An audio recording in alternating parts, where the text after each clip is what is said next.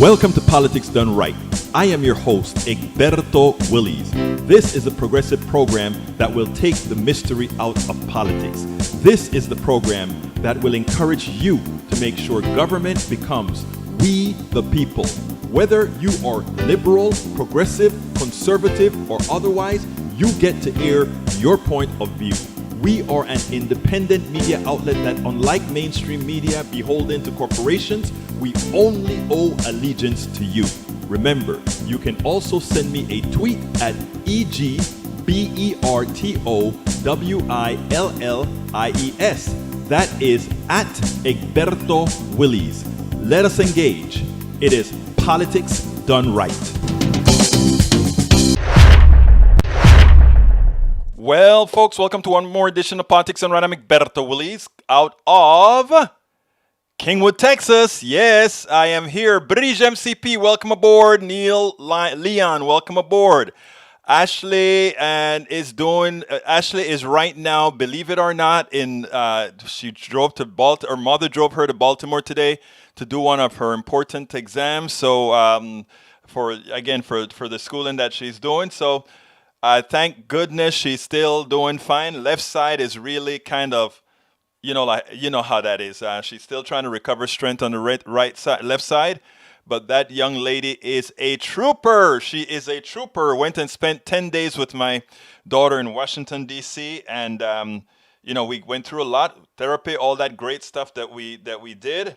And, it's going to be a slow process, but it's going to be, again, given her stamina, given that she wants to get things done, I am confident that she is going to get it done. And let me just tell you, every time I tell her, somebody in the audience asked about her, the smile is from one ear to the next ear. So thank you guys, all of you who have constantly asked me, tweeted me, text me about Ashley. Thank you so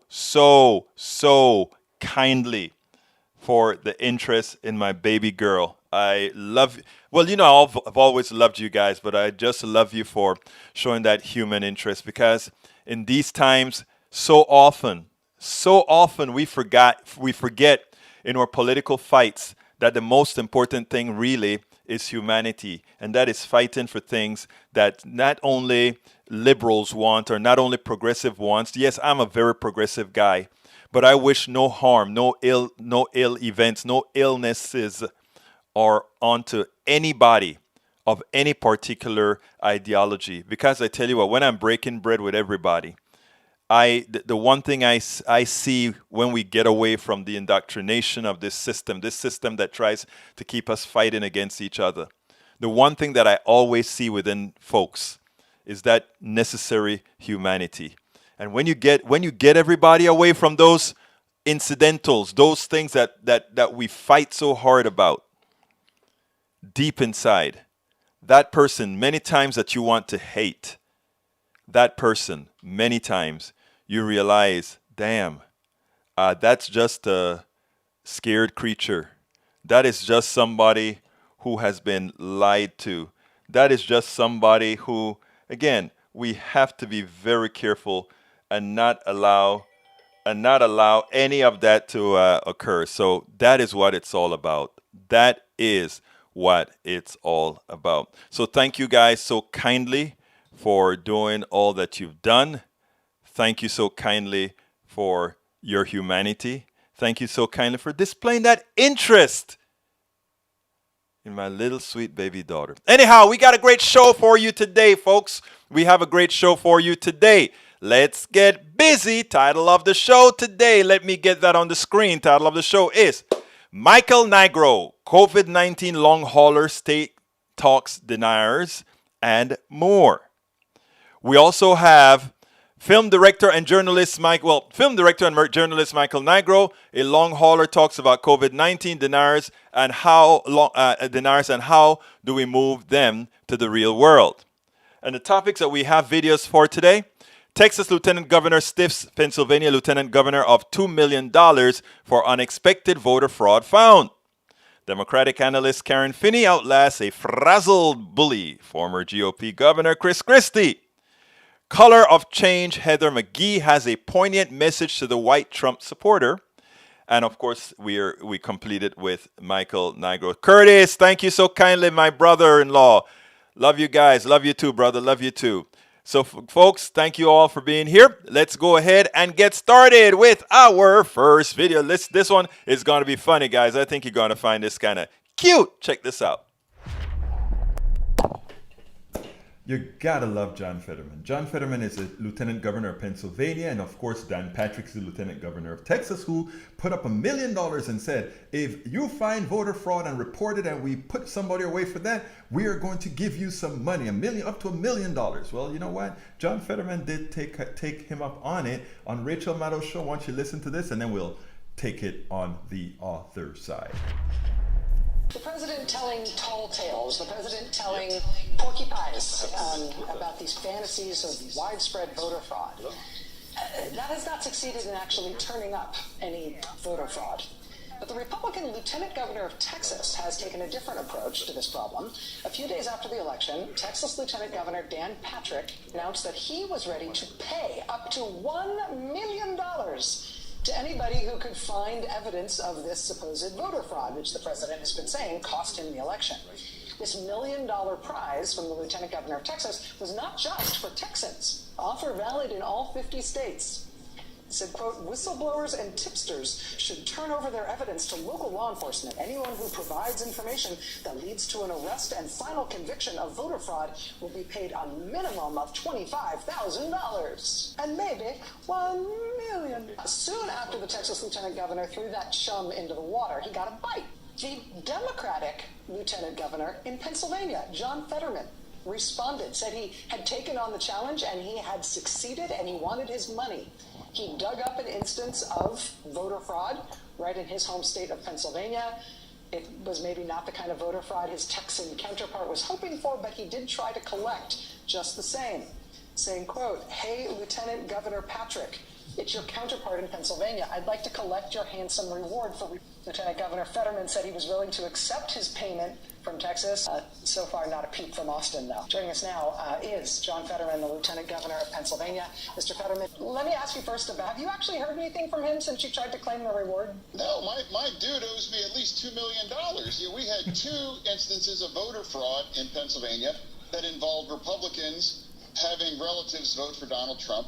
One living, one dead. We had a dead mom try to vote in Luzerne County, and then we had a Republican father who voted for Trump in Chester County and then left. About half an hour later, he came back wearing sunglasses, and he tried to vote for his son, who was a Democrat.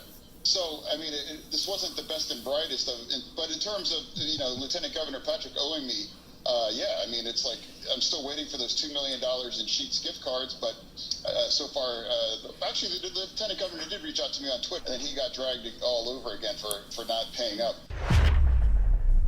Ask yourself this question. If Donald Trump got a whole lot more votes this time than the last time, I don't know, probably 8 million more or whatever million more, okay? Suppose it was that progressives were the ones that are asking, where did all those votes come from? Was there voter fraud? But as it turns out, no, all the voter frauds that we've found thus far have been voter frauds on the Republican side. North Carolina a couple years ago, Republicans doing machinations with the votes. Continuously, whenever we find issues, it's on the Republican side. So just maybe those folks that are constantly calling fraud, fraud, fraud. Maybe you ever heard that word projection? Maybe they're projecting. Now that we found the fraud and nobody wants to pay up, maybe it's just projecting. Hey, John Fetterman, love you, guy. Keep up. Yeah, I mean, you have to think about that, man. They constantly voter fraud, voter fraud, voter fraud. And anytime we find it, every time we found it, it's somehow a Republican trying to do some sort of fraudulent thing in an election. And in the blog that I accompanied with this, I pointed to the North Carolina where this guy was actually just tagging along a whole lot of votes and getting people to just sign and take it in. It's crazy. It's really projection. And what's sad about it is that, number one, We don't have the Republicans that are supposedly good Republicans. We don't have them out there saying, look, let's drop this because we know there was no voter fraud. And we know whenever you look for voter fraud, it's usually Republicans that get caught. Chill, please, chill, please. But they don't do that. But the other people that I'm starting to want to blame are our leading Democratic allies, right? They need to be out there saying voter fraud, that is projection. Remember, every time we have found voter fraud, it's always on the Republican side. Look at all the people that have gone to jail. It's on the Republican side. Look at the people who do the robocalls to try to tell other people not to go to vote. Look at the people who go ahead and do robocalls or send mail to tell people the date of the election is a day after or a day before. Look, I mean, all these shenanigans are always linked back. There are many Republicans in jail right now doing these things. And what irks me is we are talking about it right now, but you don't hear a lot of we always talk about Democrats coming to a gunfight or a gunfight with a knife. That is what I'm talking about. Right now, these guys are Democrats voter fraud, and Democrats say, no, we didn't commit voter fraud. And since we know we didn't commit voter fraud, we don't care. They don't understand this kind of fight requires otherwise. It means, no, we did not commit voter fraud, but your party, because it can never garner a majority of people given its constitution, its constituents, are always invoking some sort of voter fraud or messing with the electorate to try to get them not to vote. These are the things that we need to be pushing out there. We need to be telling the story, not only saying, no, we didn't do it. Yeah, we know we didn't do it, but it's more than not doing it. So that is one of the things that we have to go into. Anyhow, the next piece that I want to play you is about Democratic Karen. I like Karen Finney because finally somebody is really pushing back on the bully, Chris Christie. And I think she did a very good job of it yesterday. Check it out. Chris Christie is no different. Former GOP Governor Chris Christie in New Jersey is no different than all the Republican hacks out there. Those politicians that are there misleading their pew. Those politicians that are there trying to make them believe that, somehow Donald Trump has a possibility, or somehow that Donald Trump wasn't the creep that he was. And you know what? It is high time for Democrats to really hit these guys back with their misrepresentations and how they are. Karen Finney, Democratic analyst today, that is exactly what she did. And in these cuts that I did here, you see a pushback on these panels that you normally don't see. Let's listen to Karen and then take it on the other side. He's literally trying to throw out votes, to subvert the will of the people. Our country is based on a constitution and the belief that power comes from the people who voted for Joe Biden. Donald Trump operates on the belief that power comes from him. And Republicans are going to have to decide. The Republican Party and our colleague Chris Christie is going to have to decide. Are you going to follow this person continuously who believes that his power is the power that rules? Or are you going to say, we've got to get down to the business of taking care of the American people? 12 million people have COVID. And this president wants to golf and tweet falsities and lies. We need to move forward. And I just think it's important that we acknowledge how serious this situation is, how dangerous this is. I don't need to be lectured by Karen Finney about doing the right thing.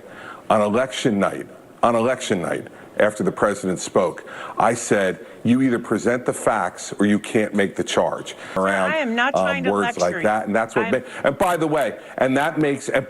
that is what makes this atmosphere so poisonous. Do you disagree that it is dangerous to this country what this president is doing? What they should do. I don't need to be lectured by you, Karen.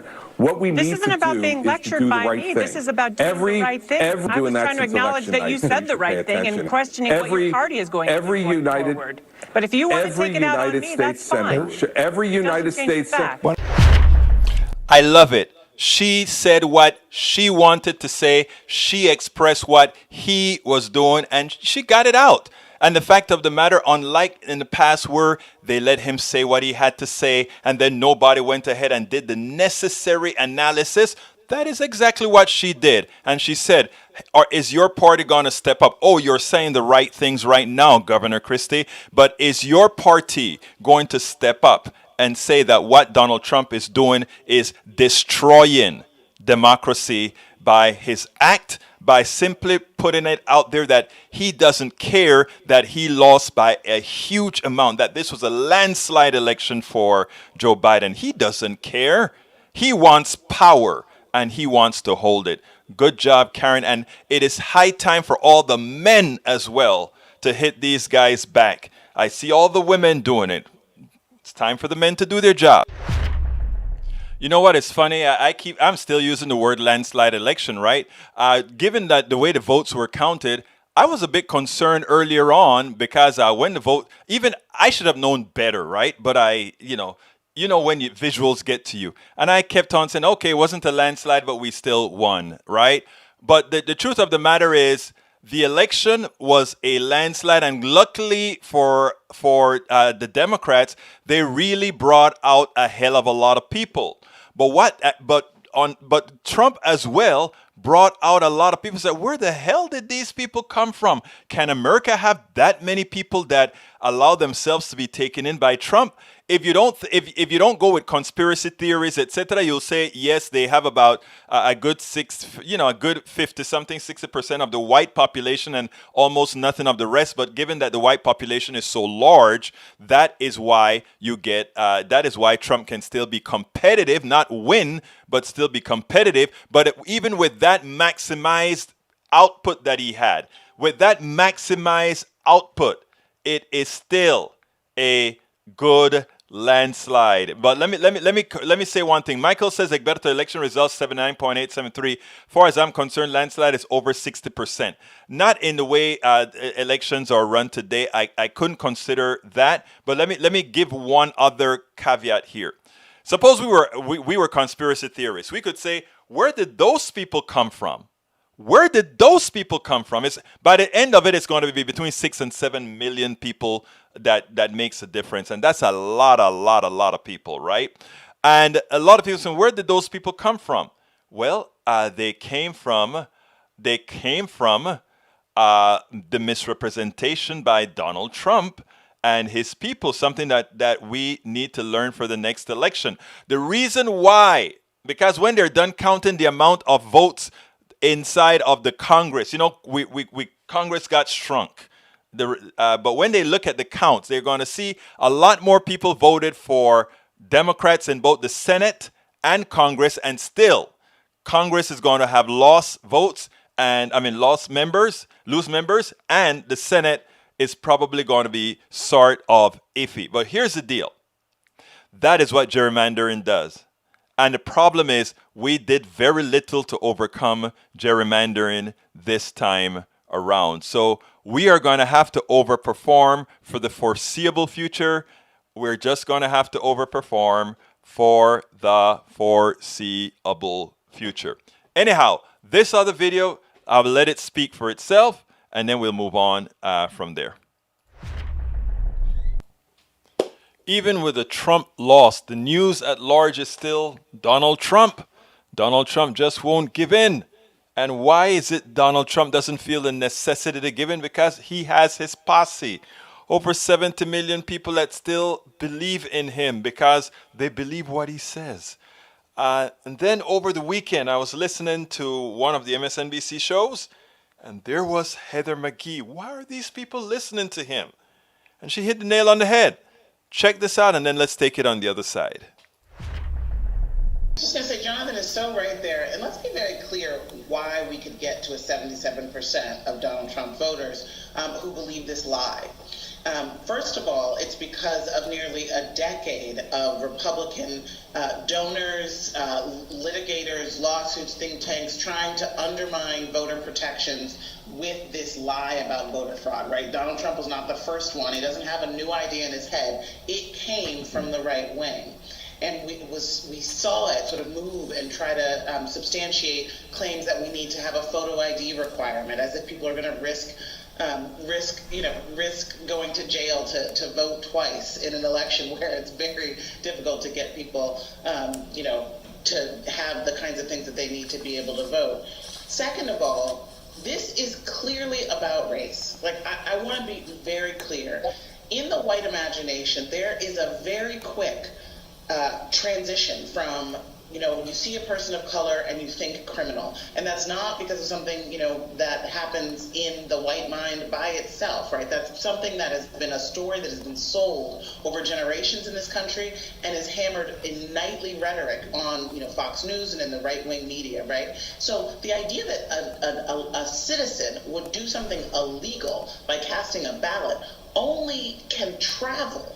That idea can only travel in grooves that have already been laid out by racism. So that's why the majority of white voters who support Donald Trump think that, sure, people in Detroit, they must be criminal. They're black. They could do something illegal by voting as American citizens. And that's the thing we have to tackle. And I love the way she said the message. The message, she points out that these are all learned behaviors and calculations in the way they put it out. She was sort of, I don't think she was complete in one particular area. She said, the right wing puts out the messages that people are color or criminals or that sort of thing. But I am a bit more, I think it's much stronger than that. I think you watch the local news every day. And the local news, you have a preponderance of people of color committing crimes. And is that the truth? Is that is what merits the number of crimes you see on your daily news? A friend of mine, a long time ago, got into some issues, and they found out something interesting. They got himself a good lawyer.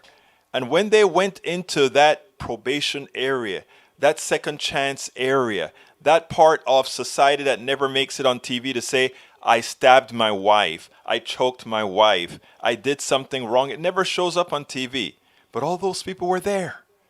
They were there. And they didn't look like him or others. They didn't look like the other. They didn't look like people of color. But they were never on TV. Nobody characterized those people with the crime. Humanity is humanity. Humans, believe it or not, irrespective of all those notions that are placed in you indirectly, subliminally, through the TV networks, etc. That's not the real world. Humanity is all the same. Now, Heather also talks about why would somebody who vote risk their life? Why would an undocumented person risk voting when they know that would be one entry for them to be found? Why would an undocumented person who eventually wants citizenship put their name in there where they can ultimately be found at that point looking for citizenship? Why would anybody commit voter fraud knowing the dangers that it has? The only people that do that are those who have an ulterior motive and absolutely know they have to. And you know who that tends to be, especially since they no longer can win the popular vote? Republican politicians. That is what we found. That is what's been documented. So, folks, Heather McGhee had a very important message, and she claimed it is how the white mind was formed to see people of color, specifically the Trump voter, but others as well. And I think she did it just perfectly. Okay, folks, I want to address, before I go into our interview today, I want to address Lee Grant, because Lee Grant said two things. Lee Grant says the woman is a racist, and he also says, how does she know how white thinks? She's not white. I love that you said that. That is so important what you've said there, Lee Grant. Let me go ahead and ask people to support the show, and then I'm going to come back and answer that, and then we'll go into the video. And if somebody wants to call in and talk about that, I'll do it before the video. You know the number. Let me go ahead and put it on the screen, and then you guys can call. If anybody wants to actually say something about that first, before I say something about what Brother Lee Grant had to say, you can always call. I just put the Zoom stuff in there. The telephone number is 346-248-7799. And the ID code is 254-600-9091. Anyhow, folks, you see that book on the screen. It's worth it. How to Talk to Your Right-Wing Relatives, Friends, and Neighbors. It's a good book. The reviews are very good. And one of the reasons I can answer Brother Lee Grant is because I can tell him why I know how just about all of us of different hues speak. Because one of the things I make sure to do is talk to everybody, empathize with everybody, break bread with everybody, and show people that we can all get along if we drop our walls. And many of people who we sit down and talk for hours eventually drop walls. I remember a guy told me something one time, and it was something kind of harsh, something that he believed. I'm not going to repeat it on air. And then he forgot that he was talking to a black Caribbean Latino dude when he made the statement. And he turned red and he grabbed his head and, oh, I'm so sorry, Egberto, I'm so sorry. I didn't mean to. And I'm like, brother, that is how we grow. That was a conversation I wanted out of you. I wanted to see your inner being. I wanted you to see my inner being, because that is how we can move forward. If we can really, really talk with you not having to be scared to say what you're really feeling because of how you think it's going to affect me. If it's done in the modal that you want to learn, or that we want to learn, that we want to improve ourselves, then it doesn't matter, because we were all conditioned. We were all conditioned by a plutocracy who split us up to make sure that they can stay in power. But anyhow, folks, that book, it's worth it. How to Talk to Your Right-Wing Relatives, Friends, and Neighbors. You can get it at Amazon, and I'm putting the link in the feed right now. That's the link in the feed. If you want to cut out the middleman, and you want to say, you know what, Egberto, let's cut out the middleman and let's go directly to you, can just go and purchase it at our store, which is politicsdoneright.com/store, and I'm putting that in there as well. politicsdoneright.com/store is the other place that you can get the book, and all my books, As I See It, Class Warfare, all that good stuff. Those books and stuff are there. By the way, those of you who are on YouTube, you can help support the show by hitting that $ and giving us a super chat if you'd like. Or please, what I want a whole lot of people for very little to click on that join button, and become a part of our YouTube posse. If you're not on YouTube, there's the join button is what I'm going to put here. It's politicsdoneright.com/YouTube. politicsdoneright.com/YouTube. You click on that, you can join our YouTube posse. Of course, for those of you, I'd love some of you to become patrons. That is the one that's a bit more, but I mean, you help us out a whole lot more with Patreon as well. Go to politicsdoneright.com/Patreon. Patreon is spelled Patreon. politicsdoneright.com/Patreon. And of course, everybody takes PayPal, and that is politicsdoneright.com/PayPal. politicsdoneright.com/PayPal. Okay, let's go back to brother Lee Grant. Lee. No, Heather McGhee, I know her. Heather McGhee is not a racist at all. In fact, actually, I think Heather McGhee is married to a white guy. So, I mean, no, you can't go away just because you talk about race or something like that, assume that somebody's racist, right? And the thing about it is, I know I have a whole lot of racist friends as well. And they are friends because I have taken out racism from people's humanity, right?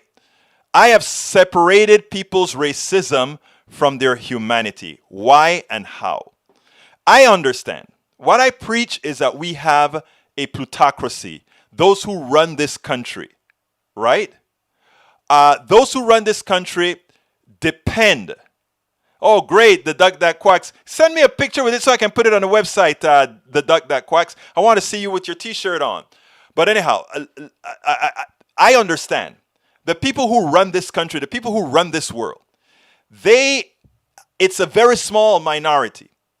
They cannot usurp the power of the majority unless they create conflicts between the majorities, so that they fight among each other, and then they look like the saviors. Here's what I find funny, right? I'm going to get out of the United States and go to the Middle East for a minute. You have the Palestinians, and you have the Israelis, and you have all these different factions, right? They're all fighting each other.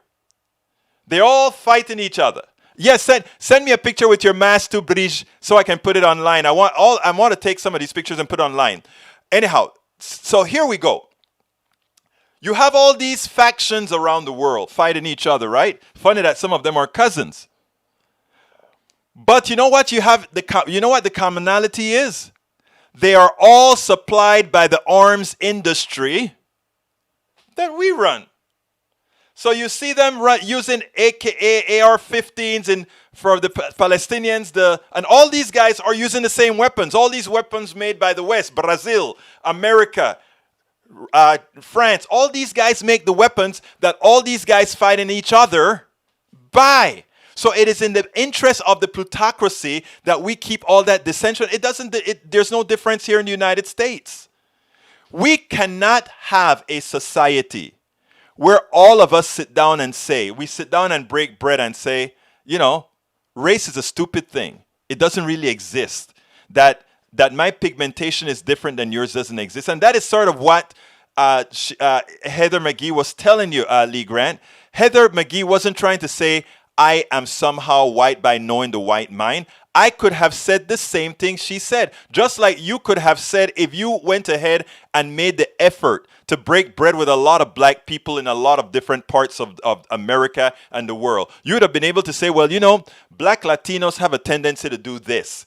Black Caribbeans have a tendency to think this kind of stuff because of that. Black Americans have a tendency to think X, Y, Z because of these structures, etc. And that would be, yes, you understand the black mind. You don't have to be black to understand the black mind. And when I say black mind, I mean the condition that blacks have been under gives you the opportunity to understand the mindset. And that happens with white people too, right? I can actually go ahead and say, I understand my white brothers and sisters and the fears that they have. And that's the reason why when I say I have racist friends, I understand why they were made racist. They were told a story. And if you listen to what Heather McGhee said, she said they were told a story. They were made to believe that. Now, the white progressive that are really white progressive, because there are a lot of white progressives that are just as bad as the right wing folks. And by the way, and there are a lot of right wing folks that are damn good people. Let me tell you, if you read my book about what I talk about in my book, I talk a lot about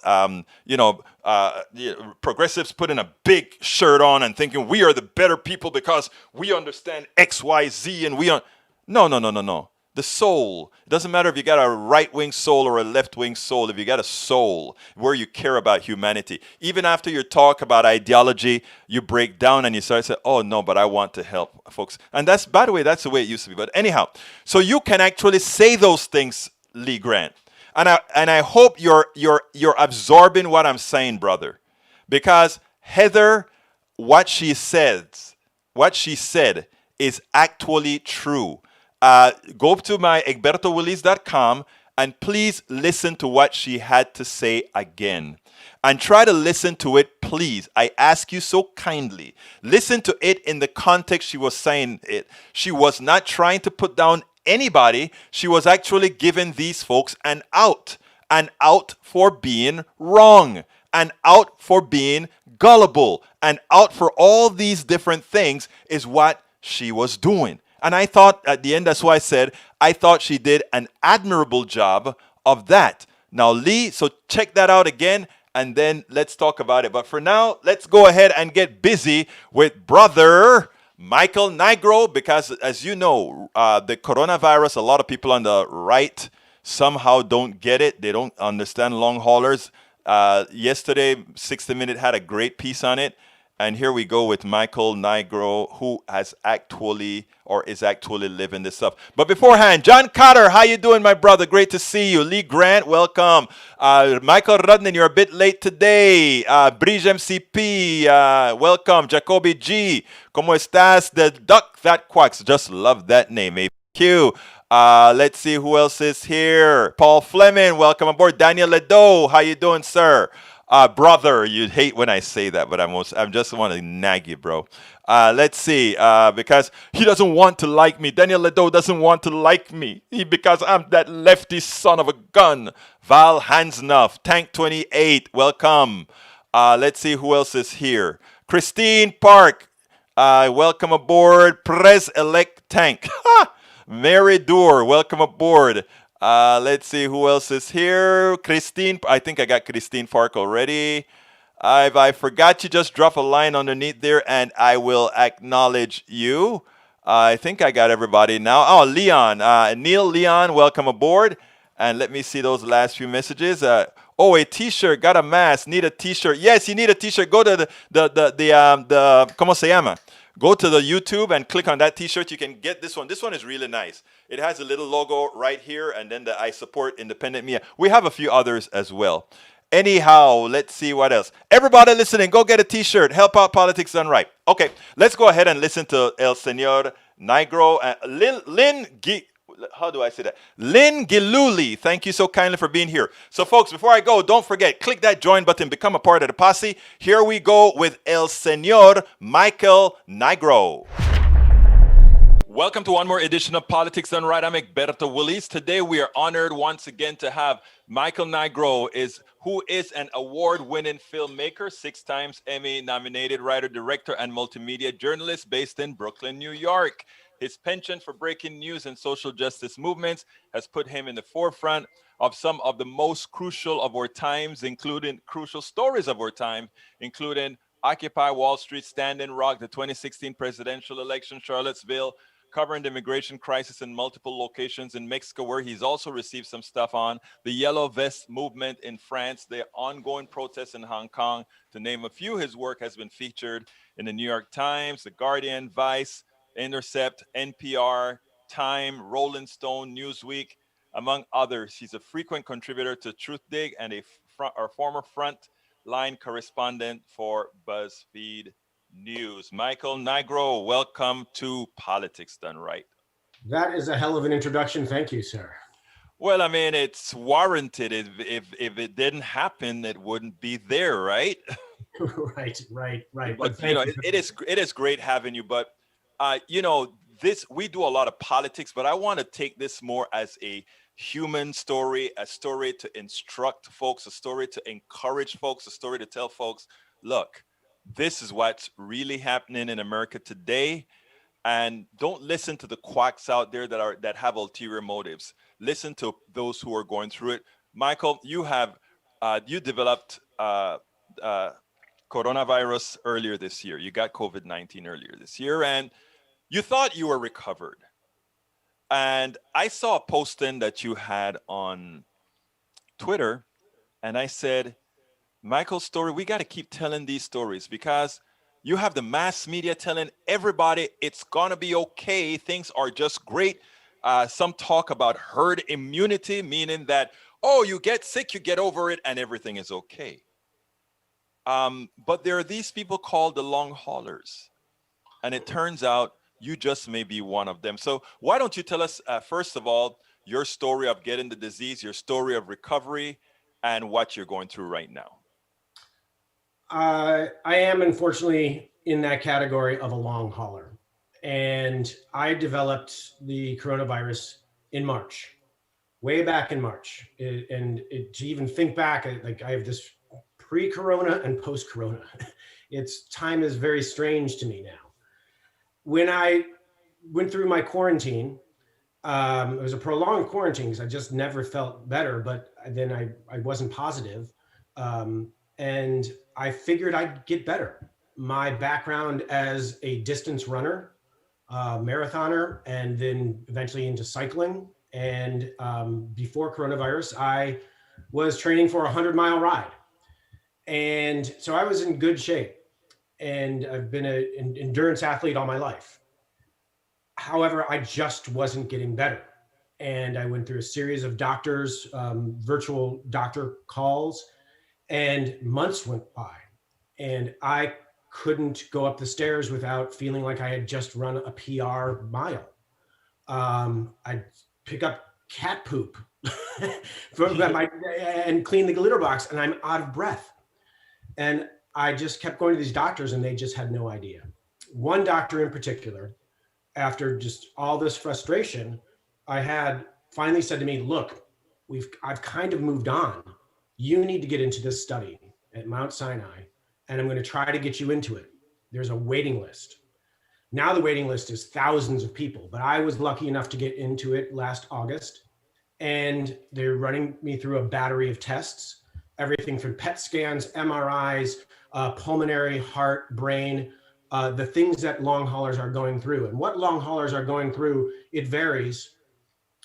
Some people just have constant fatigue, others have crippling headaches, other people have tingling in their hands, others cannot catch their breath. There's still loss of taste, loss of smell, that kind of comes and goes. In fact, that happened to me about 3 months ago. I took a sip of wine and I'm like, oh, this is horrible. My wife was like, this is really good wine. And it turned out that certain foods were starting to taste like gasoline. Oh, That has waned. But you know, what I do for a living, which is I'm a photographer and I cover protests and protest movements and actions.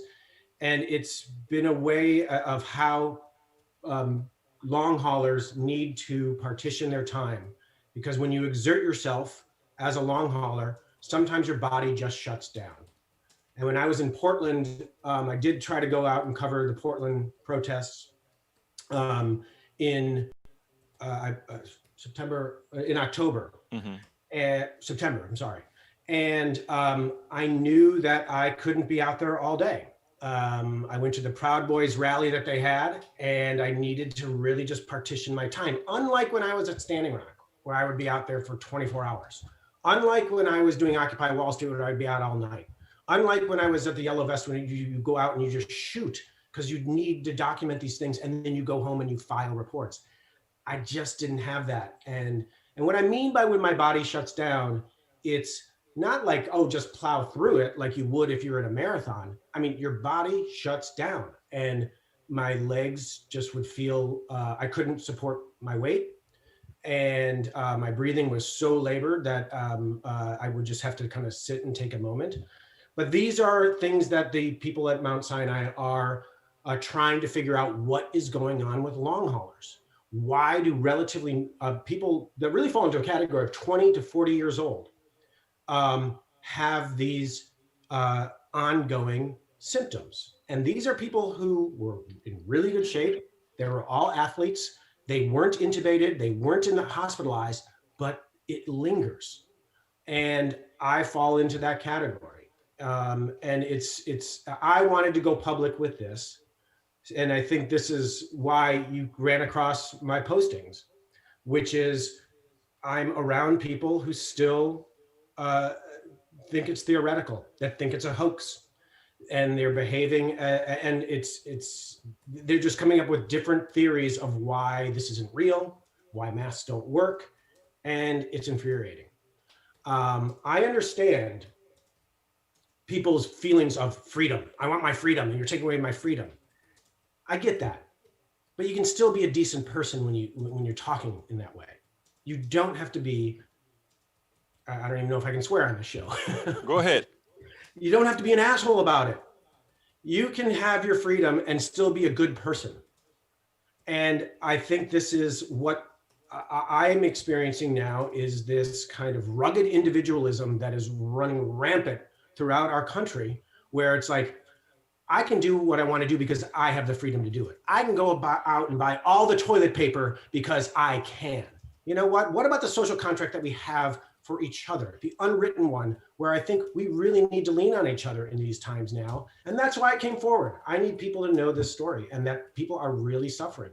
That is an important story. I mean, there's a New York Times columnist, I think her name is Mara Gay as well. She was a runner like you are, and she got the virus, and it turns out that she may be a long hauler. I see her on TV all of the times, and she just isn't the Mara Gay of past.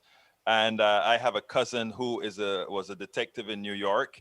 He got the virus as well. He has several multi-organ damage.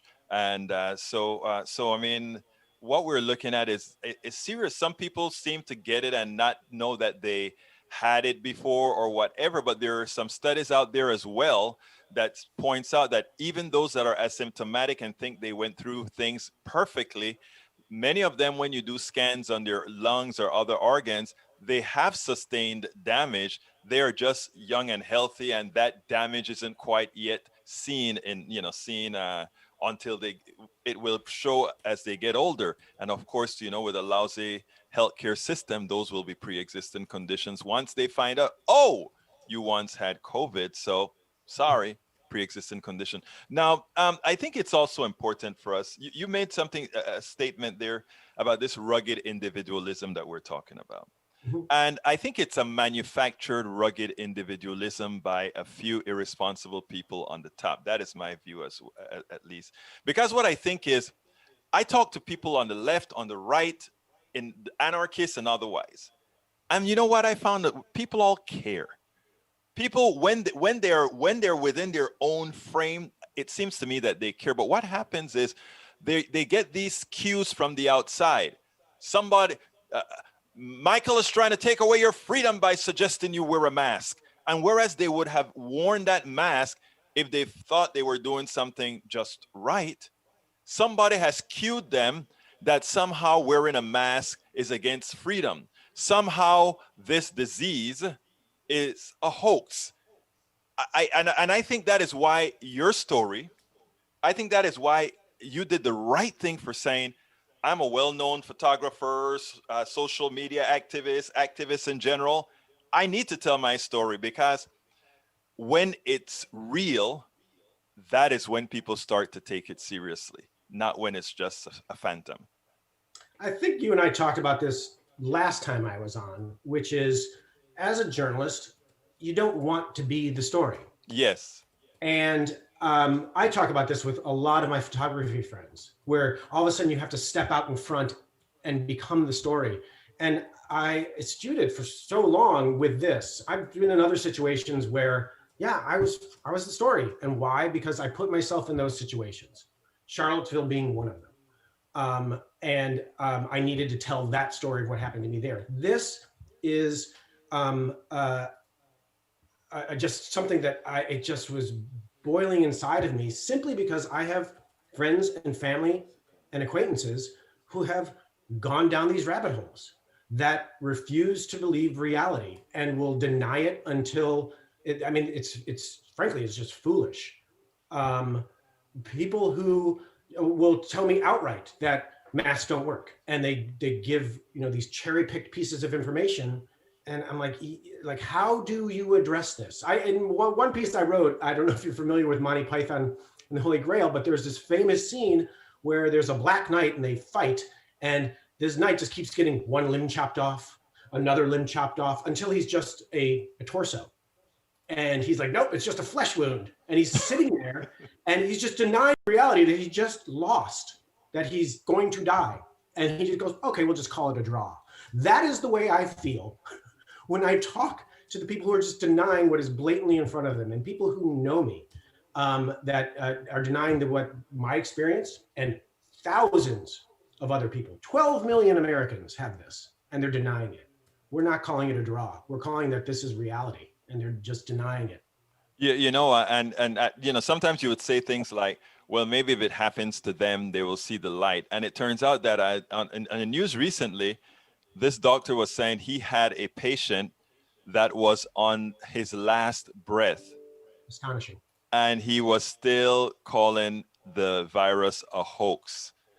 And, when I see that, it's not that I'm saying they're devoid of reality, but also I think they're devoid of having people who they find that in their trust circle to really say, no, this is wrong. And that's why I think more people in many different areas need to come out, like you have and others have, to come out and really say, this is what's happening to me. Because it may not work immediately, but it plants seeds. And just from experience, I've seen so many seeds planted that just when the right notes hit, it is like it reaches that natural frequency. In engineering, we call, that point of a bridge that it destroys itself from undulation, when it reaches that natural frequency, something starts to break. And I think eventually, I can only hope that eventually we get there. Your thoughts on that? I hope so. I think of what the writer and activist Chris Hedges talks about, which is, when the real world doesn't work for people, they devolve and they go into Yes. make-believe worlds. And some of it's drugs, some of it's yoga, some of it's religion, where they go into these fantasy worlds because the real world's not working for them. And I think that's what we have here. And what I also feel is that it's somewhat of like people going down these conspiracy theories, these rabbit holes, where it's like a Ponzi scheme. It's just a reverse Ponzi scheme where they create a community for themselves with anti-intellectual or just cherry-picked information. And they all gather around that cherry-picked piece of information and they all pile on. And all of a sudden they have a community where they all believe this one thing, which may only be partially true or not true or just bizarre. But they've created a community where that world works for them. And that's the danger of this, is that they're not coming out, they're not expanding or even researching further. Things that are actually really easy to dismiss, they won't go there. Love Chris Hedges. A lot of his work recently has been pretty damn dark, but I mean, pretty dark, and that stuff about the real world isn't working for you, so you know you live within the fantasy world. That makes a whole lot of sense. But you know what? The people who are running those fantasy worlds know one thing: that those people who are following them are suckers. It's like Donald Trump knowing that he's lost the election, but he's going to collect a lot of money by writing that contract in such a manner that all the money that he collects goes directly into his pocket and a little bit to the RNC. It goes also, I don't know if you follow the QAnon stuff, but the QAnon is I call him a young punk who's making a hell of a lot of money right now. With that whole movement. If you go to their site, the first thing it brings you into is buying their stuff to make a whole lot of money of their stuff, and it is amazing that So I mean, until we kind of cut the head off the snake, if you will, and show it for what it is, I think we're in for some. But I'm still hopeful that most Americans, ultimately, this fantasy land that they live in, that we can make a better real world for them, that they may want to exit it. So I mean, give me some closing thoughts about. Well, before I get into closing thoughts, what have you been able to do in the last few months with your projects? So there's so much going on, and leading up to the election was like I could have gone out every night, and I would have. But I had to pick and choose just due to my energy levels. And what happens with energy levels with this is somebody described it as, if you're a long hauler, you get 4 cups of energy a day. and sometimes they're not even all the way full. Right. So you have to figure out like, okay, do I read? Do I go for a walk? Should I go shopping? Because you just, all of a sudden and then you can go into negative, which has happened to me before, where I've exerted myself way too much, and the next day I can't move. So in response to what I've been doing, I've been following a lot of some of the police brutality that has been still happening here in New York. And of course, I was following a number of these these Trump caravans. Mm-hmm. When I bifurcate between the Black Lives Matter protest, 99% of them are masked. I would say 99% of them are masked. Yeah. And I go to the Trump ones, 99% of them aren't unmasked. Yeah. And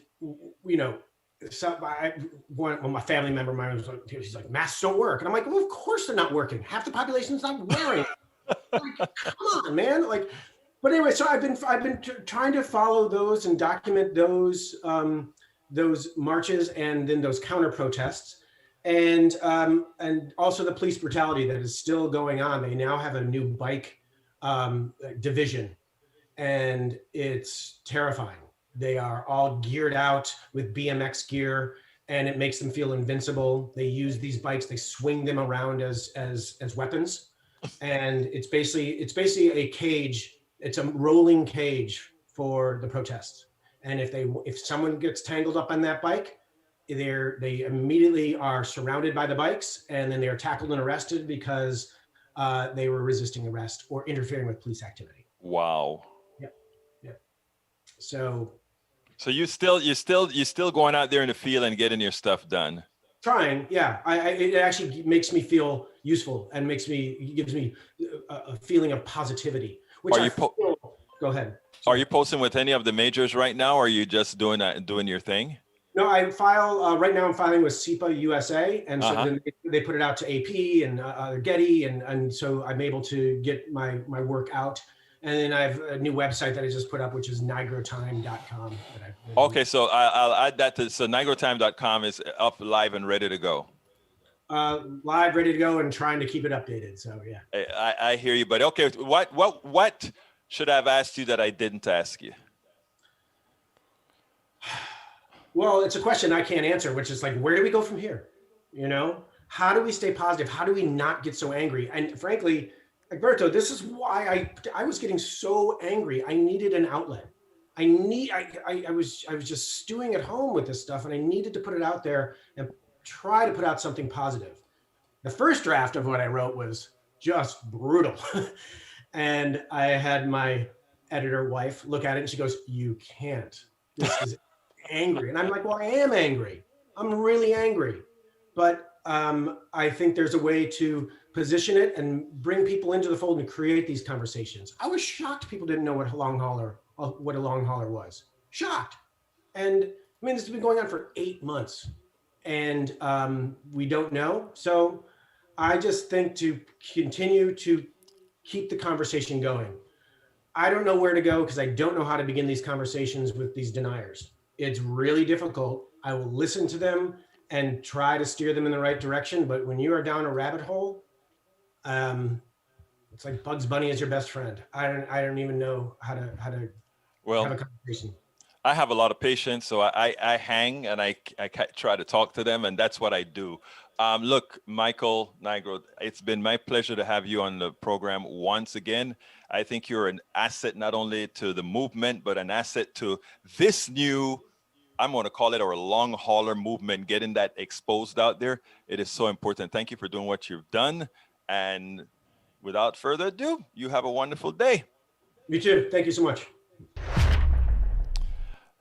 He has a story to tell. Anyhow, thank you, Lynn Giluli. Lynn Giluli gave a super chat. Anybody else want to join her with a super chat? And also, folks, don't forget, if you're on now and you click that join button and become a part of our posse, I'll salute you right now. If you do it in the next couple of minutes, I'll salute you right now. Just click on that join button and become a part of the posse. And don't forget, you can go ahead and get our new book.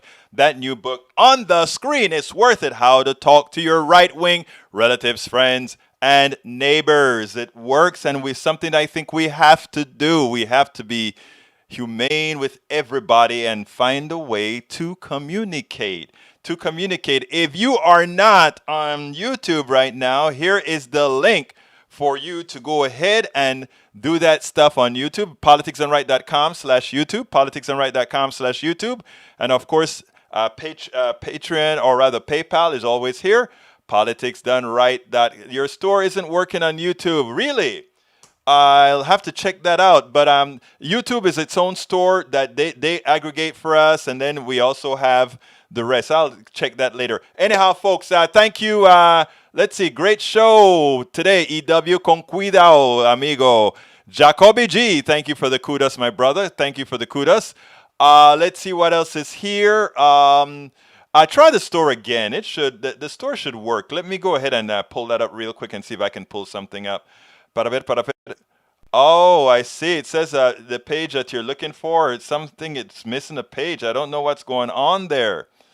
I see that error as well. Oh, it's only for one shirt that it's showing that. For other shirts, it's showing the link. I'll have to ask them what's going on with that particular shirt. But if you check out the shirts, you'll see the link is there. Breach MCP says, good show. Didn't know about long haulers. And Michael Rudnin says, catch you next time. Folks, I thank you so kindly for being here. I know you have other options. I can't get to all of your messages, but you know. I do care. I go through and read them. We are a team. We are a posse. We are going to get things done. My name is Egberto Willies. This is Politics Done Right. And you know how I end this, baby. I am what? Out!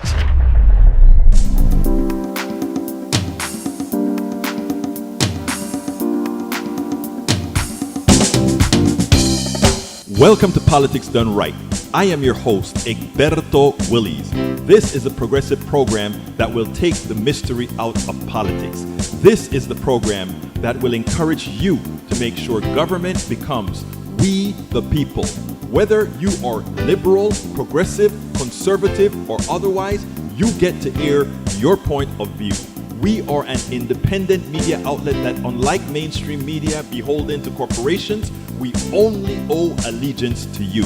Remember, you can also send me a tweet at EGBERTOWILLIES. That is at Egberto Willies. Let us engage. It is Politics Done Right.